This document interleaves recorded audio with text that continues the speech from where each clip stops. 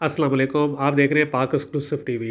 ये जो मनाज़र आप देख रहे हैं ये अभी के लाइव है और शारा फैसल पर जो है वो आप जो अंधेरा देख रहे हैं, ये सामने जो बिल्डिंग है उस पे जो हमला हुआ है, ये कराची पुलिस का ऑफिस है। यहाँ पर मुख्तलिफ़ एरियाज़ के जो आईजीज़ हैं, एसएसपीज़ हैं, वो उनके दफ्तर हैं और एडिशनल आईजी जिनको कहा जाता है और एसएसपी और इस सब के बिल्डिंग में ऑफिस हैं और ये 4-5 मंजिला बिल्डिंग है।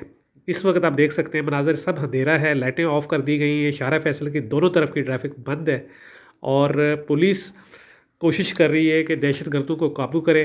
कहा जा रहा है कि इस वक्त 5 से 10 जो अफराद हैं वो बिल्डिंग में दाखिल हो चुके हैं और अभी तक मुसद्दक़ा इतलात नहीं, लेकिन ये है कि जो बताया जा रहा है वो ये है, अंदर जो अफसरान हैं उनसे अभी जो बात हुई, मुख्तसर बात हुई, वो यही है कि जी हमला हुआ है और पूरे पुलिस जो है उसको कंट्रोल करने के लिए कोशिश कर रही है।